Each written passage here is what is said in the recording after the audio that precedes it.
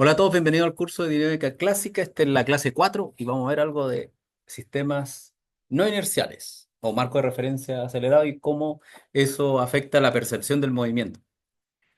Bien, entonces, cosas que habíamos visto, recordando de la vez anterior, esto lo voy a poner ahí arriba para que no moleste y este lo mando ahí abajo. Eso, ahí no molesta.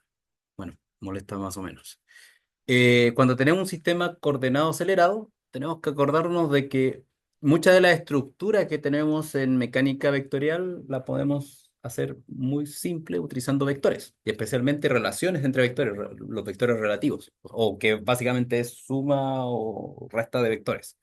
¿Ya? Entonces, nosotros ya habíamos visto anteriormente, o por lo menos es uno de los principios que se ocupa en física, que está también relacionado, como, en cierta forma es como llamarlo el principio de equivalencia, pero en física. O sea, no en el contexto de la idea general, que cuando estamos en un marco de referencia inercial, todos los procesos que son de física fundamental, bueno, no lo llamamos fundamental, pero de una forma, con una fuente pura, se van a ver equivalentes entre los distintos marcos de referencia inerciales. ¿Ya? O sea, en el sentido de que si yo estoy en un marco de referencia inercial, yo voy a poder percibir las reglas que me dictan las tres leyes de Newton, por ejemplo, o la conservación de la energía, o etcétera, etcétera, pero no voy a tener problemas de ambigüedades. Entonces, en ese sentido, por ejemplo, si nosotros estamos en un marco, en un observador que es un marco de referencia inercial, por ejemplo, el tipo que aquí está en el punto B, que va con una velocidad constante, y ambos estamos observando al punto A, por ejemplo, una pelota, y aquí está el público, la grada del público, que está, digamos, en reposo con respecto a la Tierra, su velocidad es cero, y este lleva una cierta velocidad constante. Entonces, yo puedo describir, por ejemplo, la posición que ve el público la pelota en términos de la posición relativa con respecto al jugador, al que va con velocidad constante. ¿Ya? De tal manera que la posición de A va a ser igual a la posición de B con respecto a las gradas, más el término relativo de posición. Ahora, si es que estamos, como yo le estoy comentando, que la persona esta se está moviendo en un marco con velocidad constante, es decir, lo podemos considerar como un marco de referencia inercial. Si yo simplemente considero eso y digo que en tiempo cero el jugador estaba donde estaba el marco de referencia, estaba en las gradas, yo voy a tener que la posición ahora va a corresponder a la velocidad, su vector velocidad por el tiempo que transcurra de la acción y la posición relativa. Por otro lado, si a esto yo lo derivo, me voy a dar cuenta dos cosas, que la velocidad de A va a ser la velocidad de A con respecto a la grada, va a estar relacionado por la velocidad de B más la velocidad relativa de los dos objetos. De tal manera que lo que yo percibo, la velocidad que percibe la gente en las gradas, en el marco de referencia que está quieto, es distinta a la velocidad que percibe el jugador con respecto a la pelota. Que eso es lo que estamos relativamente acostumbrados, de que si yo voy corriendo y aquí Matías está quieto, si yo veo un objeto que se va alejando, yo lo veo que se aleja un poco más lento de lo que lo ve Matías, porque básicamente lo estoy tratando de pillar. Pero una de las cosas que se hace interesante cuando uno lo visualiza es el hecho de que si vuelvo a derivar, en función del tiempo para obtener la aceleración, como esta velocidad es constante, básicamente me quedan que las dos aceleraciones son exactamente las mismas. Y por lo tanto, si esas aceleraciones son debido a una fuerza única, yo estoy viendo que en ambos marcos de referencia tengo la misma fuente de movimiento, que sería una fuerza pura. ¿Qué otra cosa quiere decir esto que es importante desde el punto de vista eh, más no filosófico, pero pensando un poco en que uno siempre puede hacer transformaciones o cambios de marco de referencia, el hecho de que a pesar de que las velocidades entre marco de referencia son relativas, las aceleraciones son absolutas. Y eso es súper fuerte en el sentido de que tal vez uno pensaba que la aceleración que yo percibo de un objeto que se está alejando va a ser exactamente la misma aceleración que la que percibe Matías a pesar de que él está quieto. Eso es exactamente el mismo vector de aceleración. Entonces, eso es súper importante porque nos permite establecer lo que yo les decía antes, de que entre marco de referencia nosotros vamos a poder observar procesos físicos de una forma pura. La aceleración no siempre en los marcos de referencia inerciales es cero, ¿no? La aceleración del marco de referencia, sí, tiene que ser cero. Pero entonces la que percibe el Es la objeto del como objeto un... A. O sea, imagínate que este es el caso de... No puede ser cero. Claro, imagínate, aquí tenemos una persona sentada en una silla y lanza una pelota que va así en movimiento parabólico. Mientras tanto, justo por el lado pasa un auto a una cierta velocidad constante, un ovni a una cierta velocidad constante. Y claro, del punto de vista de la persona que está aquí, esa persona, por ejemplo, ve primero que la pelota, voy a dibujar la persona solita, ahí sentada, o sea, sentada en la silla, que está en la calle. Esta persona observa la pelota que hace esto. Mientras que la persona que va en el auto, en el marco de referencia de la persona en el auto, primero va a ver que este tipo se mueve con velocidad para atrás y la pelota, en vez de hacer ese movimiento, dependiendo si va más rápido o más lento que la velocidad horizontal de la pelota, puede ser que él observe que la pelota que va más rápido que la pelota. Pero a pesar de eso, ambos observan la misma aceleración G en el eje vertical. ¿Dónde está? Ahí, en el eje vertical. Y eso es entretenido porque básicamente los dos marcos de referencia que tenemos acá, la persona quieta y el que va en el auto, ambos observan movimientos parabólicos. Tal vez la parábola es un poco más achatada o más plana, pero es un movimiento parabólico. Y eso estaría relacionado con la forma pura del proceso físico. Ya, entonces, ahora el punto es, ¿qué pasa si nuestro marco de referencia B no es inercial?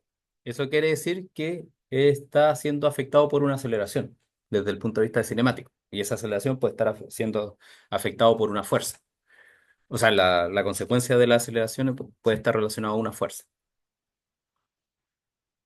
Entonces eso es el solo hecho de que nuestro marco B esté afectado por una fuerza o que lleve una aceleración, quiere decir que ahora nuestra regla de decir que las aceleraciones son cantidades absolutas entre marcos de referencia inerciales, ahora ya no. Las aceleraciones son relativas. O sea, lo que yo observo por estar quieto con respecto a una persona que va en caída libre, vamos a observar que un objeto ya no son equivalentes. Las aceleraciones no son absolutas, vamos a ver aceleraciones distintas. Que eso podría ser el caso más, no sé, así, otro dibujito ahí. Tenemos una persona que está acá arriba en un precipicio y hay otra que saltó porque lleva un paracaídas pero todavía no lo abre, va así como disfrutando y también esta persona lanza una piedra. Claro, ahora lo que esta persona observa como un valor G de aceleración, esta persona puede ser que lleve una aceleración G'. Entonces, en ese sentido, las aceleraciones no son compatibles. Entonces, una de las cosas entretenidas de esto es que al ser los dos marcos de referencia con aceleraciones distintas, nos va a poder permitir individualizar fenómenos que son solamente debido a el cambio de marco de referencia, de estar en un marco de referencia no inercial. Y ese es uno de los casos clásicos, es lo que se conoce como la fuerza de Coriolis o el efecto de Coriolis, que básicamente aquí tengo un videito a ver si lo puedo, sí, no sé si se tiene que abrir en el, ahí se está abriendo. Ahí está, lo vamos a poner para acá, sí, que se carga aquí. Por ejemplo, este es un caso clásico, imagínense, o sea, clásico en el sentido de visualizar lo que está pasando. Tenemos una mesa que gira y lo que va a hacer aquí la persona es primero darse cuenta que si yo lanzo la pelotita y la mesa está quieta, sale en línea recta. Pero si ahora yo estoy en un marco de referencia no universal porque giro con la mesa, el movimiento que es puramente que yo esperaría que debería ser una línea recta, ya no es tal. La pelota se curva.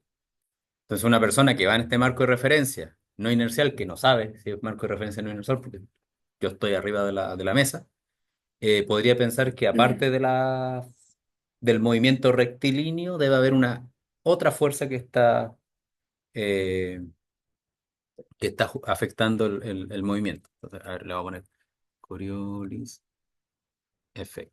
A ver si podemos encontrar otro video más. El video que hay uno enfrente del otro. Eh, eh, eh, eh, eh, ¿Será este? ¿Será este? A ver. No, veamos este. Ya, por ejemplo, aquí, yo que estoy en el marco de referencia del caballero ese que está con camiseta blanca, voy a ver que en realidad la pelota se mueve en línea recta. Ahora, pero los tipos que están adentro de la mesa girando, Eh, ven cuando lanza la pelota que esperarían que se le recta, se le va para cualquier lado y no le pueden achuntar a la persona que le quieren pasar el balón. Bueno, aquí no sé cómo le... A ver, a ver, ahí por ejemplo. A ver, ahí la persona lo que está haciendo es tratar de apuntarle al ¿Cómo se tipo que tiene llama? enfrente. Sí, ese era la opción. No, ese era la otra. Ese es el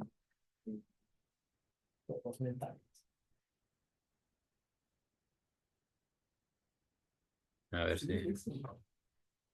Ah, está preguntando qué va a pasar.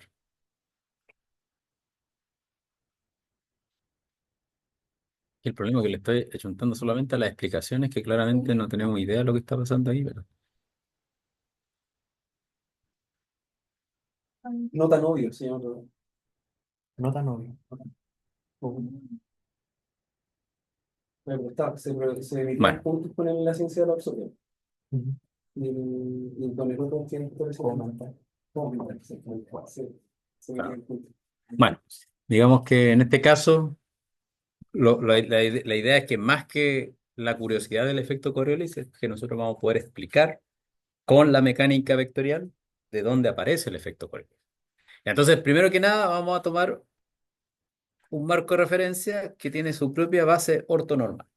O sea, quiere decir que aparte del marco de referencia del origen, que pueden ser las cartesianas, vamos a tener otro marco de referencia que está clavado a un objeto que está con movimiento, por ejemplo, un movimiento de rotación, que ya per se podría ser como el movimiento, el marco de referencia no inercial, más fácil de manejar. Entonces, consideremos este caso, y aquí nos ponemos matemáticos, porque para poder explicar esto necesitamos matemáticas. Entonces, tenemos dos marcos de referencia. Un marco de referencia estático, que son los que tienen los ceros arriba, y un marco de referencia rotante. De tal manera que ambos marcos de referencia podemos considerarlos que están anclados sobre el mismo punto, simplemente que uno rota con respecto a ese punto. ¿Qué cosa es importante considerar? Estos marcos de referencia son siempre ortonormales. Eso quiere decir que si hago los productos puntos entre ellos, me da una delta Kronecker, y si hago los productos cruces, me da la regla de productos cruces. Que yo puedo generar el tercer vector unitario, y aparte las permutaciones cíclicas me mantienen la regla. ¿Ya? Entonces, en ese sentido, yo tengo dos marcos de referencia, y como tengo dos marcos de referencia, puedo tratar de describir la misma física o las mismas posiciones de los objetos desde estos dos marcos de referencia. Entonces, ¿cuál es la gracia entre un marco de referencia y el segundo? El punto cero, los que tienen supra cero, son los marcos de referencia estáticos, que en este caso vamos a asumir que solamente están con velocidad constante, o sea, con velocidad cero, y eso significa que los marcos que si yo tomo las derivadas sobre estos vectores unitarios, me van a dar el cero vector. ¿Eso qué quiere decir? Que son marcos de referencia que no cambian de orientación, porque si cambiasen de largo no van a cambiar, porque son unitarios, y lo único que pueden cambiar es para dónde apuntan. Entonces, eso tenemos el primer caso. Y el segundo caso, el segundo marco de referencia, que son los rotantes, en este caso tenemos que cada uno de los vectores, si tomo sus derivadas, no me va a dar el vector cero. Eso quiere decir que constantemente están cambiando, están apuntando a otro punto. Caso que ustedes ya han hecho en muchos problemas en pregrado, es describir un problema, por ejemplo, el movimiento parabólico en términos de las coordenadas cartesianas o describir el movimiento parabólico en términos de las coordenadas polares. En un caso, nosotros tenemos que el marco de referencia polar es un marco de referencia que sus vectores unitarios están constantemente cambiando de posición. Eso es porque, en principio, si yo tengo mi marco de referencia, el I gorro, J gorro, si se acuerdan bien, y si yo tengo un punto, digamos, le vamos a cambiar color, digamos que este es el movimiento parabólico, ese punto, en ese instante, tiene un vector unitario R gorro y teta gorro, y en el instante gris, el vector unitario R gorro se viene, ahí está más o menos, y esto le voy a poner prima, prima, porque el vector unitario siempre está actualizando su orientación, apuntando hacia el objeto que estamos describiendo. Entonces, en ese sentido, tendríamos un caso similar, un caso que podríamos agarrar de que lo hemos visto en pregrado. Ahora bien, como yo quiero describir el mismo objeto, entonces aquí voy a necesitar una buena pizarra desde cero. Oh my, esto lo vamos a cerrar porque no. Digamos que yo tengo mi objeto ahí, que es mi punto. A ver cómo le puse acá. No tenemos nada. Me voy a llamar el objeto A. Yo tengo mis coordenadas cartesianas, mi marco de referencia cartesiano, y por ejemplo, en este caso, yo tengo un marco de referencia rotante que podrían ser las polares, pero estas son polares apuntando hacia otro lado, porque no necesariamente el vector posición me va a definir ese objeto en sí. Entonces, por un lado, yo tengo, vamos a ver este porque si me sale la línea recta más fácil, tengo ese vector posición que le voy a llamar, ups, le voy a llamar chi, y yo lo voy a poder escribir ya sea en la base estática, te la voy a poner E2, por ejemplo, 1, y los otros son los E1 y E2. ¿Ya? Entonces yo voy a poder escribir primero que tengo ese vector en una base, va a corresponder a las distintas componentes que tengan en cada uno de los elementos, pero también ese vector lo podría escribir, te lo voy a poner 0, en términos de las componentes que se mueven. De tal manera, esto piensen en la notación de Einstein, pero piensen que hay una suma desde igual 1 hasta 3 si estamos en 3 dimensiones. ¿Ya? ¿Qué es lo importante acá? Que ambos objetos, el vector chi, apunta a la posición en un marco de referencia en particular, a una base ortonormal en particular. Pero las cosas importantes empiezan a suceder cuando queremos ver cómo es la evolución de este objeto, o tomando la derivada en función del tiempo. Como en este caso, los vectores unitarios estáticos no cambian en el tiempo, es simplemente que lo que sería la velocidad asociada a chi sería simplemente las derivadas en función del tiempo de cada una de las componentes multiplicada por el vector unitario. Pero en el caso del marco de referencia que se mueve, nosotros tenemos que considerar, por un lado, las velocidades con respecto a nuestro marco de referencia, más las posiciones multiplicadas por cómo cambian el marco de referencia. O sea, en un caso nosotros tenemos lo que sería la velocidad percibida más un término de corrección debido a que nuestro marco de referencia cambia. Profe, Ujú. el segundo, uy, tú primero. El segundo término se podría interpretar como el chi sub i por cómo cambian las bases vectoriales. Sí, en función del tiempo. Ah, O sea, si nosotros tenemos un objeto, nuestro marco de referencia rotante tiene rotación de velocidad cero, o sea, rotación angular cero, este término desaparece y los dos son exactamente iguales. claro.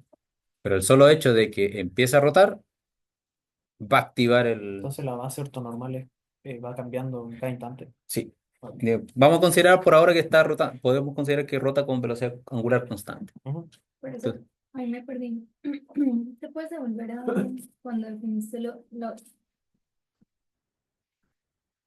Ah, ya no, ya. Pensé que eran ortonormales entre ellos. No, no, no. Tenemos unos que están ortonormal así y otros que están ortonormal encima, pero estos se mueven. Estos pueden moverse Pero sin ahí no problema. hay un problema con unidades. ¿Cuáles unidades? O sea, el vector sí y es un vector de posición, Sí. ¿cierto? Y posición por velocidad, o sea, cuál es el sentido de la derivada temporal de, o Es que sea, ese es un cambio, esto realmente tiene unidades de uno partido por tiempo y este tiene posición, distancia. uno, pues, Claro, porque es unitario. El vector unitario no tiene unidades. Entonces, derivar el vector unitario solo te da... pero el vector unitario es un vector unitario, pero es de posición. No, porque pierde la posición cuando lo normalizas. Pierde sus unidades cuando lo normalizas. Entonces, en cierta forma, tú estás teniendo un vector. Eso simplemente te dice cómo está cambiando el vector unitario en el tiempo. El vector unitario es una función del tiempo, en este caso. Sí, porque va a apuntar, dependiendo en qué instante lo mida, lo observes, va a estar en una dirección en particular. Entonces, en este caso, claro, aquí tú tienes que, esto, aquí tiene como más sentido que sea una velocidad, porque es cómo cambia la posición en función del tiempo. Esto es más que nada cómo cambia tu marco de referencia en función del tiempo. Y va a depender de la distancia al objeto. Porque si está muy lejos, un pequeño cambio va a generar que ese vector velocidad sea gigante. Entonces depende de dónde se encuentre. O sea, si el objeto está justo parado encima de tu marco de referencia, los chi sub i son todos cero. Pero ahí estás describiendo simplemente un punto. Entonces los dos están en el mismo, da lo mismo que rote, el punto está ahí mismo, no cambia. Pero el punto de que el objeto a medida que se va alejando, más rápido, en cierta forma, ¿Pero se son va a los ver. componentes del movimiento también o no? Porque no lo entiendo. A ver, ¿cómo fue? Esos dos términos son cada uno una componente. Sí. Uno es tangencial y otro es Ah, no, no, no, no, no, normal. no. Bueno, depende cómo lo quieras ver, pero imagínate que este objeto chi es un objeto, antes cuando salía la componente tangencial y normal, nosotros estábamos describiendo un solo objeto que las coordenadas polares apuntaban hacia ese objeto. Ahora imagínate que hay un tercer objeto dando vuelta, donde no necesariamente la distancia es r por r gorro, sino que lleva un r por r gorro más un r sub teta por teta gorro. Entonces, aquí no necesariamente hay una lectura como en el caso polar cuando el marco de referencia que gira está apuntando hacia el objeto, sino que aquí tienes que considerar que son objetos independientes. Entonces, en ese sentido, no puede hacer una lectura directa que es la componente eh, ortogonal y la componente normal y la tangencial del movimiento. ¿No me entiendes? Es como eh,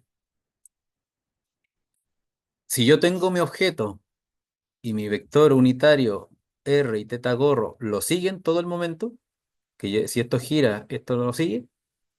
Aquí tú claramente tienes que cuando le calculo la velocidad a este objeto hay una componente que depende de R y una componente que depende de teta.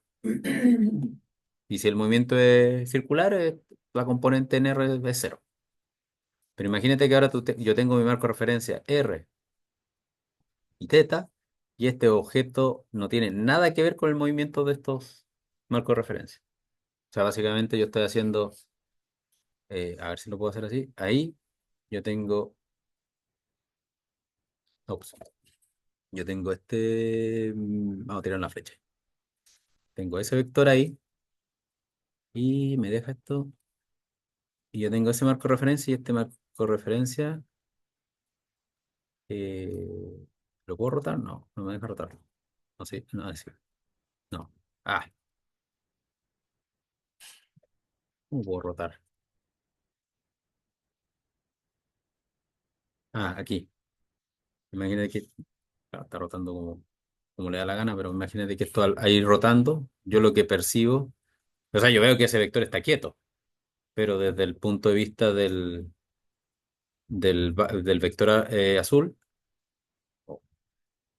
claramente esto no es lo más fácil, pero digamos que desde el punto de vista del vector azul, que lo voy a llamar rojo, yo tengo que el vector está haciendo así.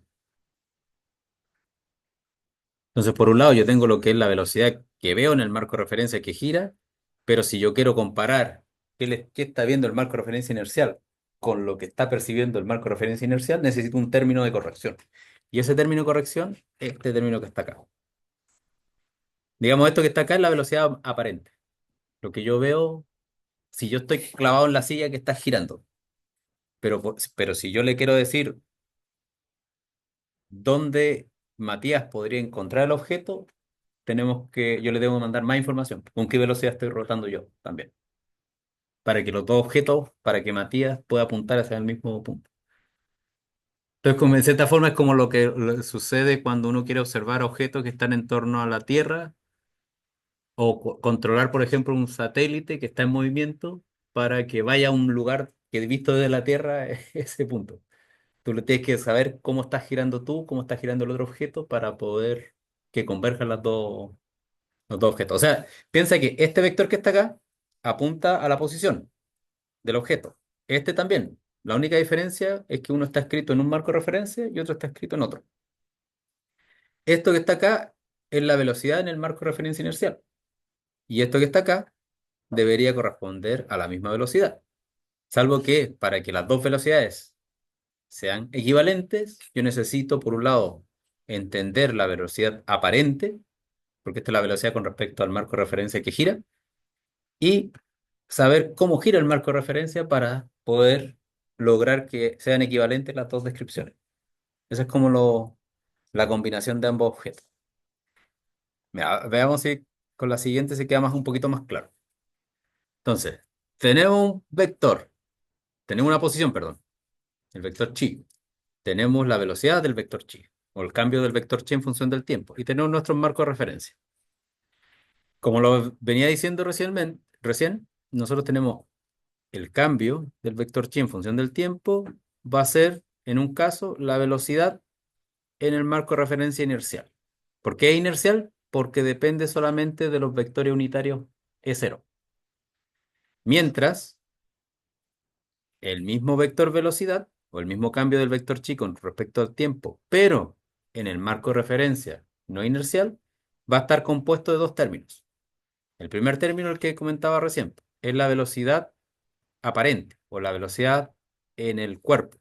Lo que yo veo, lo que yo veo sustrayendo, o sea, quitando la información de que yo estoy girando. O sea, lo que yo veo como dónde está el vector, sabiendo, o sea, Lo que yo vería. lo que yo veo con respecto a mí. Porque realmente cuando cuando tú tratas de hacer el ejercicio estando tú sobre la silla, tú instintivamente sabes de que estás girando. Pero imagínate que no supieras que estás girando. Esa sería la velocidad que tú verías. Por ejemplo, ahora en la Tierra nosotros estamos girando.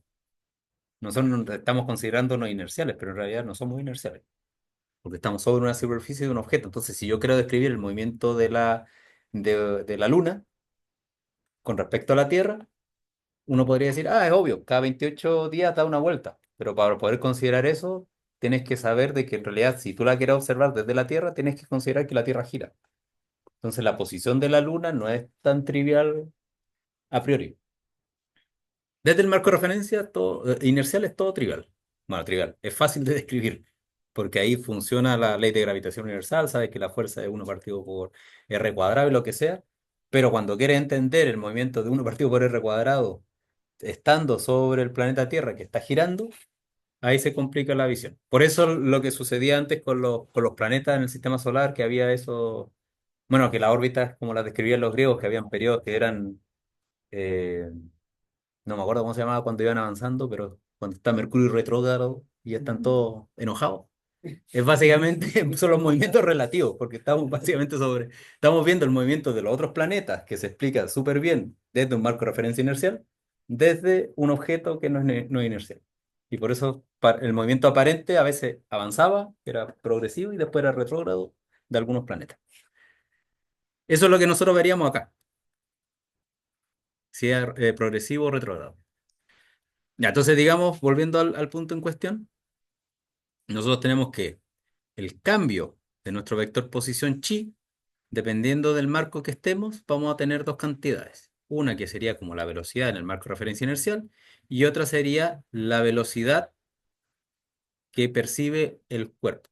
El cuerpo aquí digamos que es el marco de referencia inercial, pero para separar un poco de los casos. Entonces, esa notación de inercial y cuerpo es básicamente, ups, es básicamente que yo tengo mi marco de referencia inercial y aquí vamos a tener a Luis Miguel, ahí le voy a hacer como una, ahí, Luis Miguel girando. Entonces, este sería body, este sería el marco de referencia inercial que está quieto. Para Luis Miguel, básicamente su marco de referencia está constantemente girando y él lo que está tratando es ver que aquí hay una mosca volando. Entonces, para él, la mosca volando, desde el marco de referencia inicial, pensamos que la mosca, digamos que la mosca está haciendo así una vueltecita. Se ve con una vueltecita, pero para Luis Miguel, él ve que la mosca le hace como, porque cada vez que va girando, la mosca le da la vuelta. Porque Luis Miguel no puede cambiar, tiene que mirar hacia un punto y no puede girar la cabeza para seguir el movimiento de la mosca, sino que a medida que gira, ve la mosca que en realidad le está dando vuelta en torno a él. Y ese sería el movimiento body, que tú ves que la mosca gira en torno tuyo. Porque si la mosca después hay otro término que hay que incluir, que es el que nos falta por agregar. Por ejemplo. O sea, cuando estamos aquí en la Tierra, nosotros vemos que la Luna viene y pasa. Ese movimiento de que viene y pasa es el movimiento body, porque nosotros estamos en el marco de referencia de la Tierra que gira, pero nosotros no estamos considerando el hecho de que la Tierra gire. Nosotros vemos que la Luna sale, pasa y se va para abajo. Ahora, alguien que esté en otro lado, en Marte o lo que sea, en un marco de referencia, o que esté en un marco de referencia inercial, nosotros le queremos explicar en qué posición se encuentra la Luna, yo tengo que primero saber dónde está la Luna y aparte incluir la información de que yo estoy girando, para que los dos podamos ser consistentes y apuntar hacia el mismo lugar y seguir en la trayectoria del objeto. Ya, entonces, por eso esta parte cuando hacemos los marcos de referencia no inerciales, hay que tener harta imaginación para acordarse. Entonces, independiente de eso, de que tenemos en un caso el movimiento, eh, la velocidad inercial, o la velocidad en el marco de referencia inercial y la velocidad en el marco de referencia del cuerpo, tenemos que entender qué son esos cambios que están ahí, cómo cambian los vectores unitarios. Y para eso vamos a ver lo que son las rotaciones infinitesimales. O sea, eso quiere decir, cuando yo tengo un marco de referencia, hago un movimiento pequeñito, mi vector unitario cambia en un delta t, en un delta x, y eso va a significar dos cosas. Primero, que si nosotros estábamos en la posición, el vector unitario es gorro x, está en el tiempo t, después de transcurrido un tiempo delta t, se tiene que mover para algún lado, porque estamos en va a cambiar. Y a consecuencia de que este vector unitario cambie, también sus compañeros van a cambiar en otras direcciones, porque siempre se tienen que mantener como una base ortonormal. Entonces, si consideramos ese pequeño cambio, nosotros nos vamos a poder dar cuenta de que todo vector unitario, si se mueve, se va a tener que mover de forma ortogonal, porque no puede alargarse. Entonces, como tiene largo 1, infinitesimalmente para cualquier dirección, en cualquier cambio de orientamiento que haga, ese cambio de orientamiento va a ser una distancia ortogonal, que sería este dx, de gorro x. ¿Qué cosa es importante acá? También el hecho de que nosotros vamos a poder definir lo que se conoce como un tensor de cambio, que es básicamente lo que sería equivalente a una matriz de rotación en un cierto eje, que nos va a dictaminar que las variaciones de un vector unitario, el de sub i, van a estar controladas por un tensor o una matriz de rotación de omega, que está asociado como cuánto se mueve ese objetito que está ahí, ¿Y cómo afecta el de acá? Upa. En la base ortonormal. O sea, básicamente lo que estoy diciendo es que si yo estoy aquí, esta, por ejemplo, vamos a hacer una rotación, no, vamos a irnos al caso más simple. Eh, Línea. Si yo tengo mi vector unitario E sub i,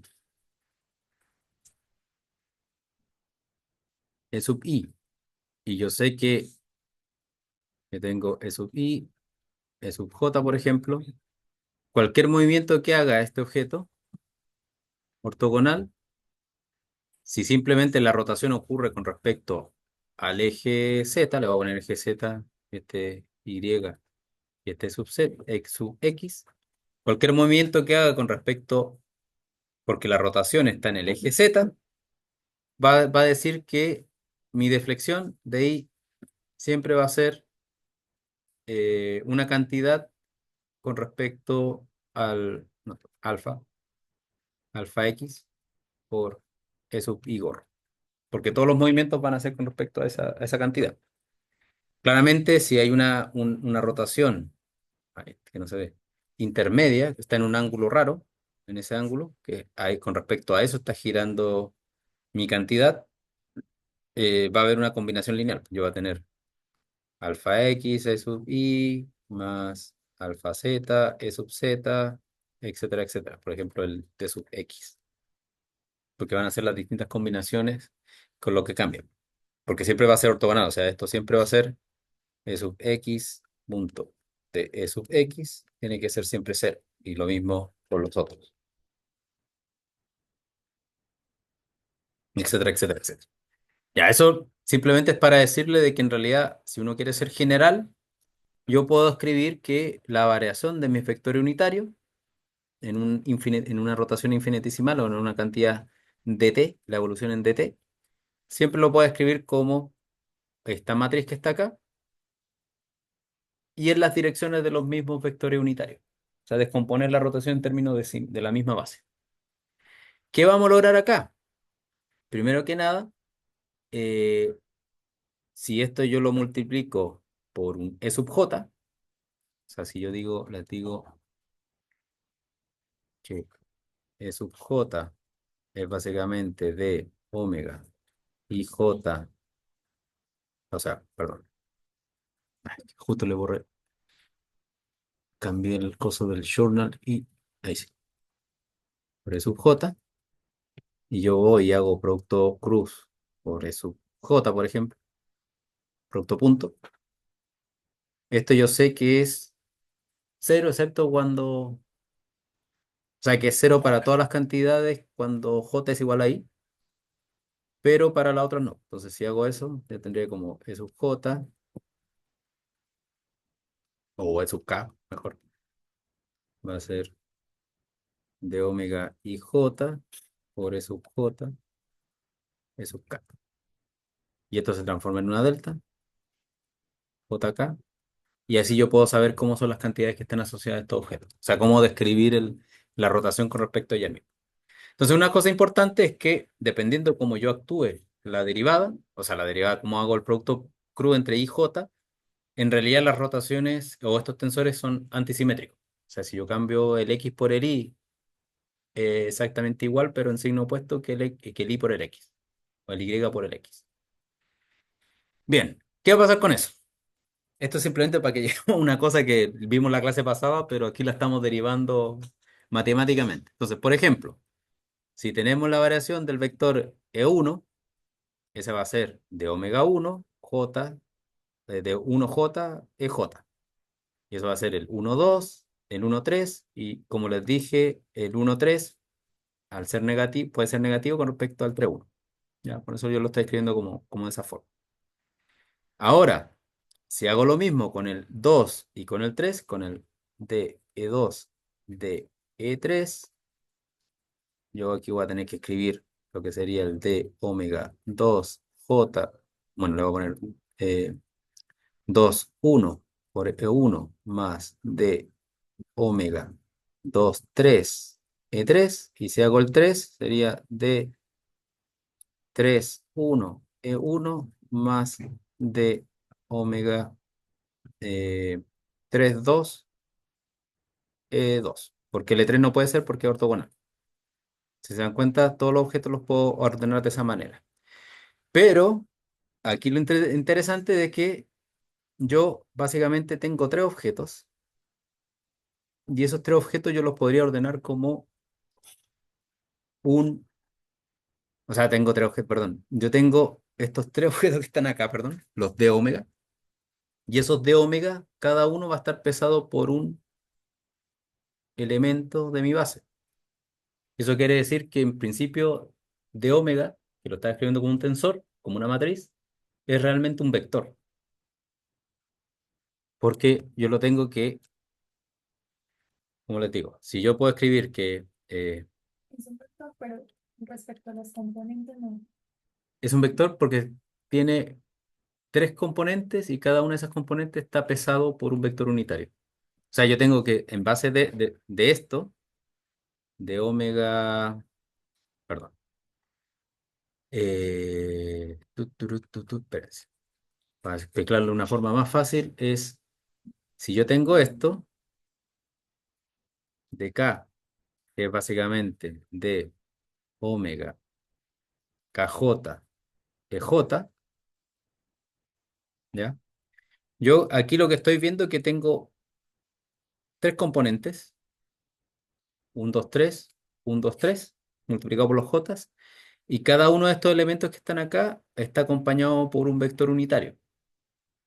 Si yo los ordeno de una forma eh, astuta, para decirlo de una forma más no tan directa, yo lo que voy a poder hacer es que la información que está contenida en mi matriz de 3 por 3 pero que tiene la diagonal igual a cero, son tres componentes únicas, porque es antisimétrica. O sea, básicamente yo estoy escribiendo que mi D omega y J, que en realidad es un 0 0 0 que es un A, B, C menos A menos B menos C, yo lo voy a escribir que en realidad estos son tres componentes de un vector, que es el vector de omega, que tiene una componente de omega 1 por E1, de omega 2 por E2, de omega 3 por E3. ¿Y cuál es la gracia de ese vector? Es que yo puedo escribir que el cambio de mi vector unitario es simplemente el producto cruz entre el vector de omega, producto cruz, el vector unitario en sí mismo. Esto es lo que nosotros, la clase pasada, le llamamos omega cruz R, por ejemplo. Esto me está diciendo que si yo tengo una base ortonormal, este vector de omega me está definiendo cómo van a cambiar sus componentes. Y ese vector de omega mayúscula, digamos, es el que está relacionado con la velocidad angular, con la rotación del objeto. Entonces me está diciendo que existe un vector, o sea, si yo tengo mi base ortonormal que rota, va a estar rotando con respecto a una dirección en particular que viene dado por el vector de omega.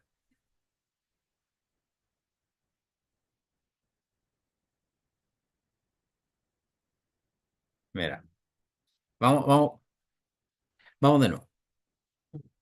Ah, no, ya la vi. Claro, Claro, porque si tú lo haces acá arriba, claro, te va a salir el producto cruz por ese signo menos. Sí, sí. claro, porque los signos menos Sí, terminan siendo los términos cruzados para los productos cruz. Entonces lo que tenemos es que si yo tengo una base de vectores que rota y sé con respecto a qué dirección rota, yo sé cómo estos vectores unitarios van a cambiar. No necesariamente que sea como en el caso de polares, pero el caso de polares es como bien aburrido en ese sentido, porque si yo tengo un vector S, R punto, depende como, vamos a ver, R, teta punto, bueno, sin el teta gorro. Y lo mismo con teta gorro, punto. Básicamente lo que estamos haciendo aquí es esto, pero para un marco de referencia general. No es necesario que sean polares, puede ser en las coordenadas, mientras sea una base ortonormal, tengo todas las rotaciones posibles. Ya, entonces podríamos hacer el caso puntual de que consideremos solamente que el vector de omega está solamente en la dirección E3. Eso que quiere decir que tengo el eje Z y en torno al eje Z estoy rotando el eje X y el eje Y. Y lo que aquí yo voy a obtener es que, por ejemplo, si este término es el de X gorro, Esto sería de omega vector, que ya sé lo que es, de x gorro igual a la cantidad de 3 por y gorro. Entonces esto me está diciendo que la variación del vector x gorro va a ser siempre en la dirección del y gorro en ese instante. Y no hay otras componentes con respecto al z, porque aquí estamos rotando con respecto al eje z. Y del caso contrario, si yo hago el cálculo, pero para el otro término, yo sabría que el dy gorro es menos de omega 3, en este caso, por x gorro. De tal manera que eh, básicamente es lo que obteníamos antes con las coordenadas polares. O sea, eso gorro era θ punto y t punto era básicamente menos, cosas así. Ya. Ya, ¿y para qué estamos viendo esta rotación infinitesimal y por qué nos complicamos tanto? Es porque este de omega sería como un ángulo infinitesimal.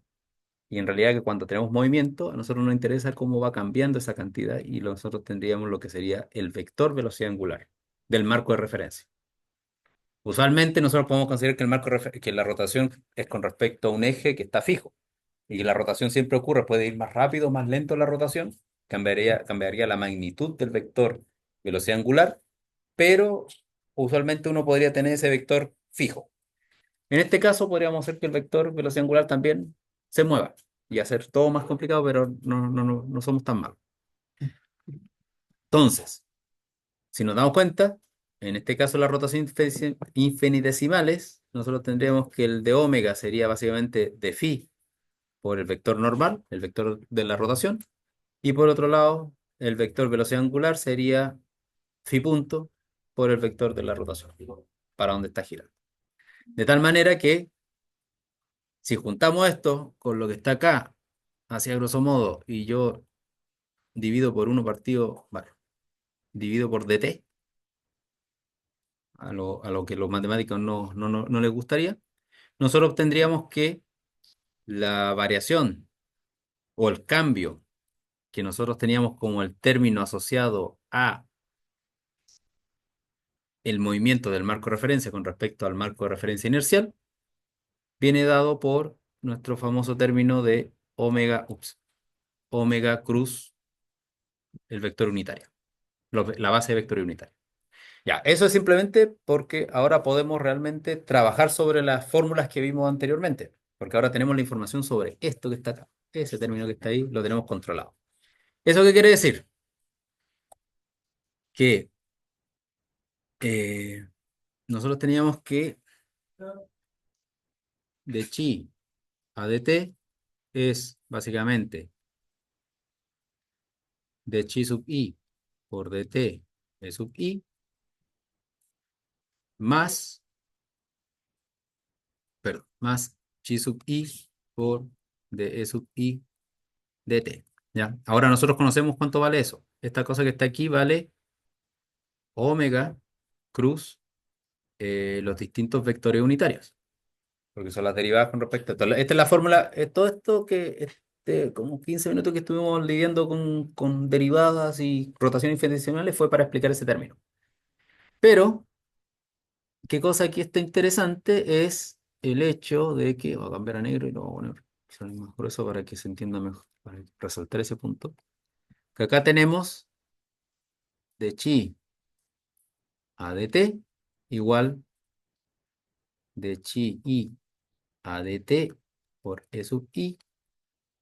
Y acá, ¿qué tenemos? Tenemos omega. Este es un chi que está, cada uno de estos términos está sumado con su respectivo e sub i. O sea, tenemos, más que la velocidad, es la posición. Ay, perdón, la posición. Tenemos justo la posición. Y esto nosotros lo habíamos llamado la velocidad del cuerpo. Aquí le habíamos puesto body. Y esto que está acá es solamente el efecto de que el marco de referencia gira. Es la misma fórmula que vimos antes cuando hicimos los marcos de referencia en sólido rígido.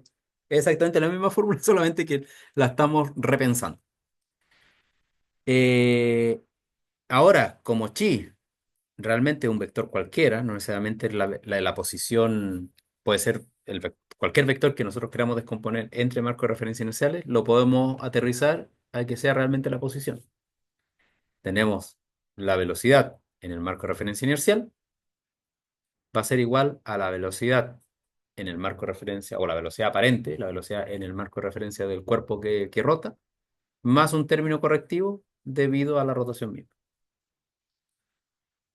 ¿Eso qué puede significar? Si nosotros simplemente tomamos en cuenta, por ejemplo, este es un ejemplo súper directo, tenemos una partícula que se mueve en línea recta con velocidad constante o rapidez constante en el eje vertical, eje Z o el eje Y, como lo quieran llamar. Entonces nosotros sabemos que para ese caso la velocidad inercial, o sea, la posición de nuestro objeto va a ser su velocidad por el tiempo menos, dado por las condiciones iniciales, cuando t igual 0 nos encontramos en este punto, ¿ya?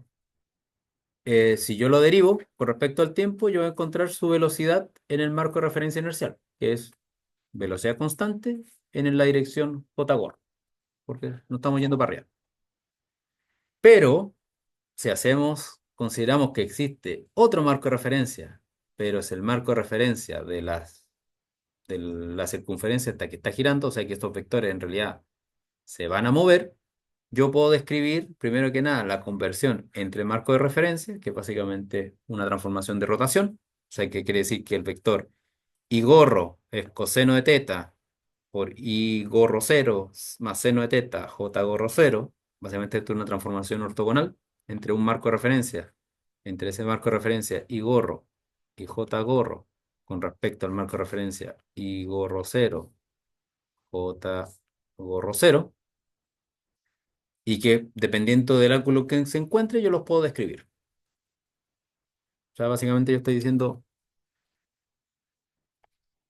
que si yo tengo un marco de referencia que es así, que es el I gorro, J gorro cero, cero, y hay un ángulo teta con respecto a otro marco de referencia, esa es la transformación.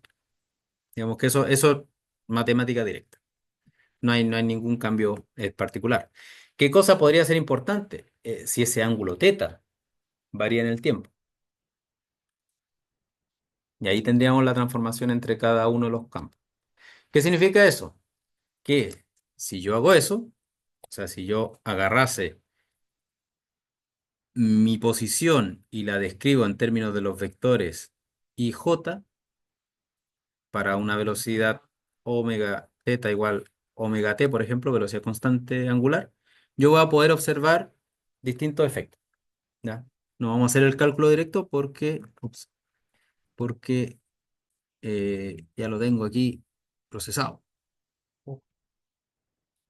Bueno, tampoco es tan procesado, simplemente hice un matemática cortito solamente para ilustrar el movimiento.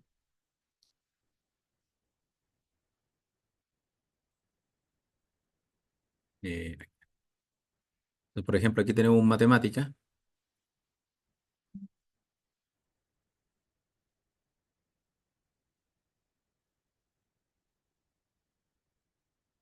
Yo me acuerdo los semestres anteriores pasaba eso en matemática. Tener matemática, compartir en pantalla y todas las cosas hace que se cargue muy lento todo. Ya, pero digamos, esto, vamos a activar la dinámica de eso. Entonces, por ejemplo, aquí yo tengo lo que serían mis cantidades. Básicamente tengo radio 1, velocidad de mi partícula igual a 1.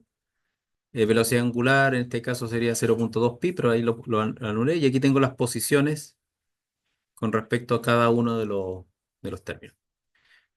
Y lo que aquí voy a hacer es básicamente cambiar mi velocidad angular. Si estamos con velocidad angular cero entre mi marco de referencia inercial y mi marco de referencia rotacional, básicamente el rotacional no cambia.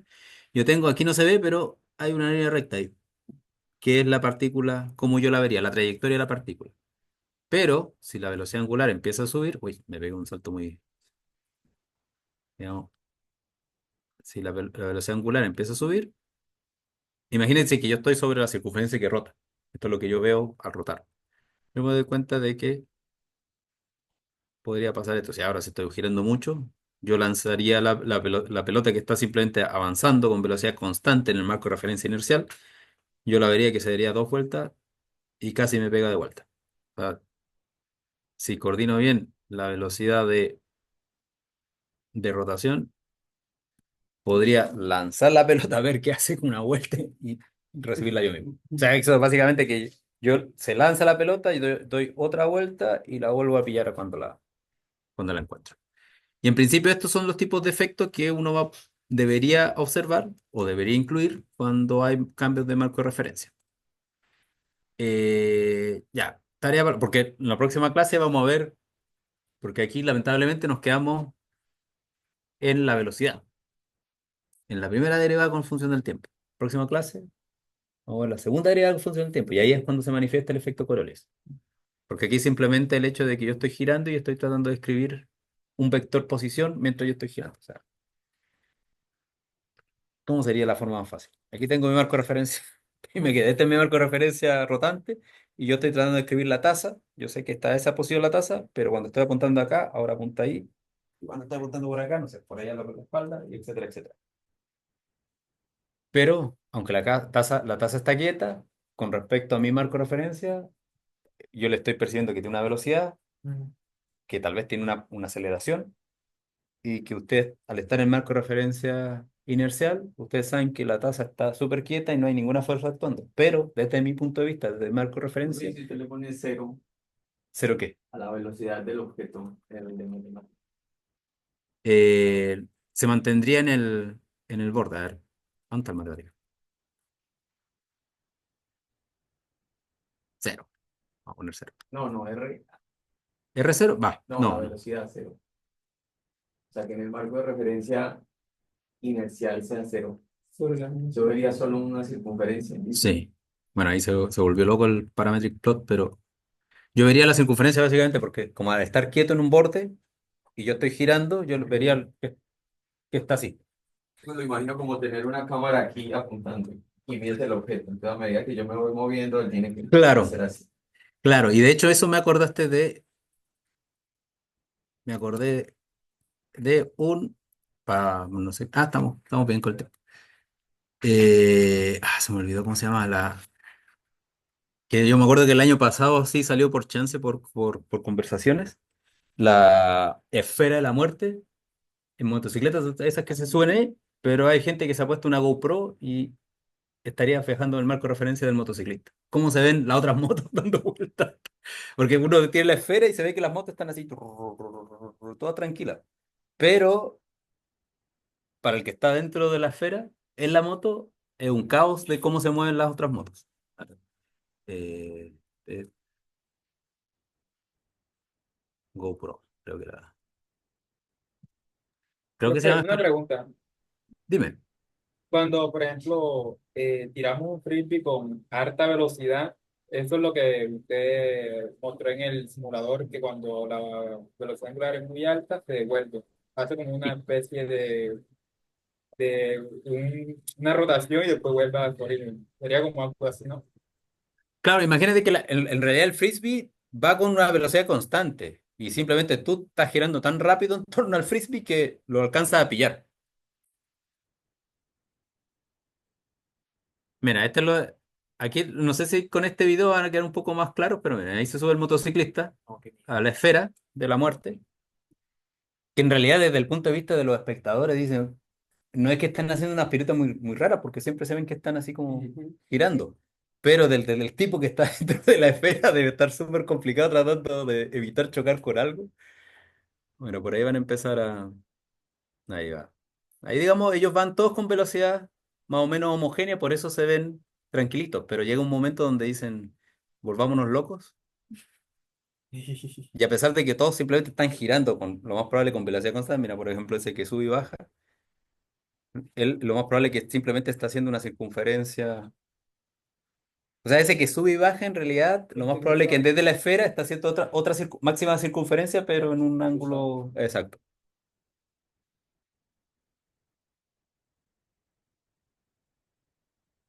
Bueno, entonces nosotros estaríamos sobre la moto.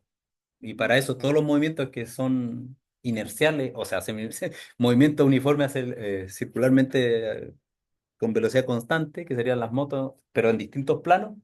Para el que está sobre la circunferencia, para el sobre la moto, ve que hacen, por decirlo así, funciones seno y cosas así como que, y que no sería, y que no debería ser muy extraña.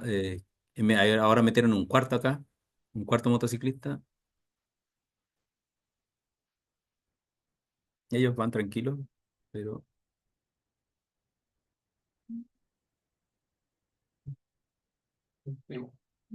O sea, porque uno se imagina, el motociclista debe estar doblando a cada rato y en realidad él no está doblando, él va en línea recta, según él.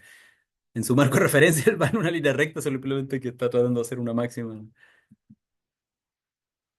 Y seguramente en algún video deben haber que gente choca. Pero, claro, entonces, bueno, si le ponemos una velocidad lentita, por ejemplo, 0.1, a ver si. No, ¿qué dice? Algo le pasa. Ah, dice pa, perdón, ahí. No, el 0.3, ahí está. Por eso no salió pa. Ahí está.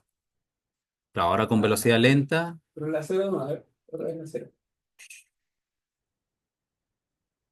en la cero. Ahora sí le puedo poner cero.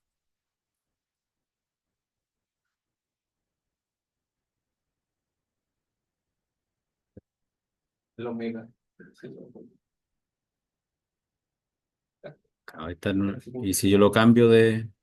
no cambia. Lo Solo un cambio. círculo. Claro, tal vez si pusiera la línea más gruesa, No, plot pero está range, bien. No, no, pero sí es lo que. claro.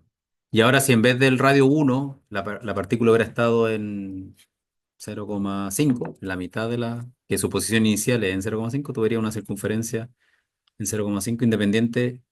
Claro, aquí lo que uno ve que se hace semicircunferencia es porque el tiempo, simplemente yo estoy viendo desde el Sí, tiempo sí. igual cero a una cierta cantidad. Tiempo igual uno y claro, y si le ponemos velocidad muy rápida o velocidad negativa, eso quiere decir que se está alejando, 0,5. Yo vería eso que está ahí. O sea que,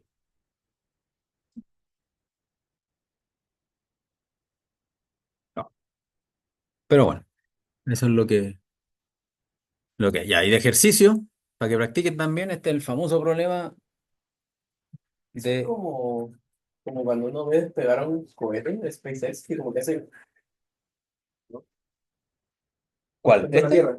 ¿O el ejercicio este que está aquí o el... o En el- la realidad. El efecto ese, porque cuando uno ve un cohete salir del espacio, uno piensa que sale en línea recta hacia afuera. Pero cuando uno ve Claro, los videos, se va como hacia el horizonte. claro. Ya. Porque la idea del cohete es que salga... Tiene una forma, pero no me acuerdo, no sale claro. O sea, el cohete lo que quiere, sí, es aprovechar la rotación de la Tierra. Entonces, lo más eficiente es que trate de salir, cuando despega, tiene que tratar de salir lo más normal a la posición, no, lo más tangencial al momento del despegue. Porque no sale en dirección radial, porque si no perdería, porque la Tierra es como que se fuera para atrás. Pero cuando está la Tierra, al despegar, él lleva una velocidad, así en el marco de referencia inercial, lo fácil es como, cuando él despega, lleva una velocidad tangencial por la rotación de la Tierra. Y lo que quiere es tratar de sacarle provecho a eso para poder tener mayor velocidad de escape. Porque si saliera para el otro lado, se quedaría básicamente quieto. Pero sí, el movimiento ese que está así, como nosotros estamos quietos, estamos jugando con la Tierra, nosotros lo vemos que hace como una vuelta. Pero en realidad lo que quiere es gastar menos combustible posible. Eso. Y bueno, este es un ejercicio simplemente parecido a los que ya han visto, pero lo interesante sería ver qué es lo que ve la persona que está sobre la escalera que se cae. O sea, este es el típico problema del de la escalera, pero aquí le pusieron ruedita. Pero imagínate que hay una persona que está aquí con su cabeza mirando hacia arriba y de repente la escalera se le empieza a caer. ¿Qué es lo que vería del mundo?